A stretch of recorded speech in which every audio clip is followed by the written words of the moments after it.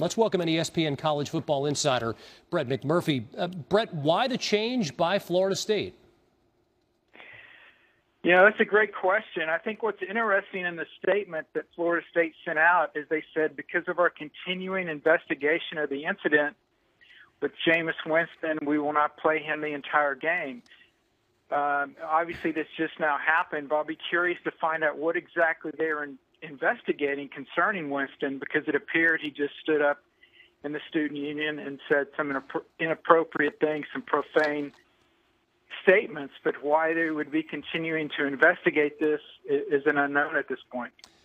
Brett, how about the influence of what's gone on in the NFL over the past 2 weeks? How much did that factor into, in your opinion, because we know this news just came down, how much did that factor into the pressure on Florida State perhaps to suspend him for the full game?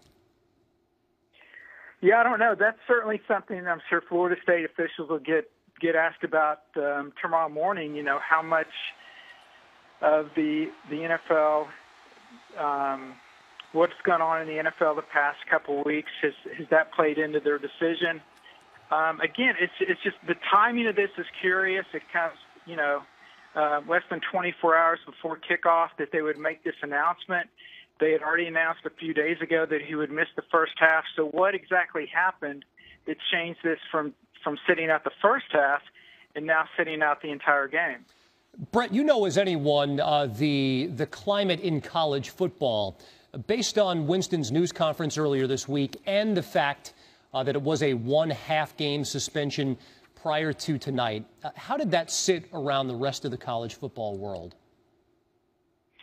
Well, I think a lot of people felt that basically what this wasn't a very strict penalty, the one-half suspension, because basically what you were doing is you were setting it up where Jameis Winston would have the opportunity to come in the second half, and I think most people felt Clemson would be ahead in the first half, or it would be close, and then Jameis Winston could come in the second half and guide Florida State to a victory, and that would almost,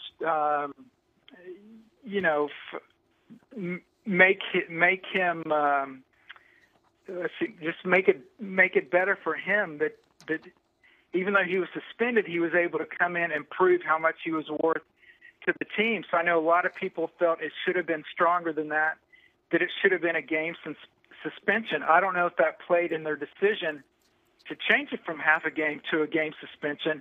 What's interesting, though, is in the new college football playoff, they take into consideration if a star player misses a game because of injury or otherwise. So, in essence, Florida State, if they do lose to Clemson and Jameis Winston returns the following week and Florida State wins out or wins the ACC, the selection committee will actually look at this game and won't necessarily penalize Florida State that much because Winston, their star player, did not play in the game. So that's a kind of a different tweak we have with the new college football playoff that we've never had in the past. You know, Sean McGuire, we learned at the start of the week that he would be playing the first half of this game. Now he gets the entire game. What can you tell us about Sean McGuire? Well, this will be his first start, obviously, at Florida State, his first start since he's been in high school. I guess his parents gave away his tickets earlier in the week to his cousins because they didn't think he would be able to play. Now he's going to be playing the entire game. What's interesting is actually the last three quarterbacks for Florida State that have played Clemson, Clint Trickett in 2011, E.J. Manuel in 2012, and Jameis Winston in 2013, actually set their career highs in total yards against Clemson. I think McGuire has got a good shot to do that because his career high is 80-something yards against Idaho. But it's going to be a pressure-packed game for McGuire. But a lot of times in these situations when a team loses their star player, everybody else on the team kind of rallies behind the new guy. So it'll be interesting to see if Florida State does the same. But this is obviously huge implications, not only for Florida State, but the ACC and also all across the college football landscape.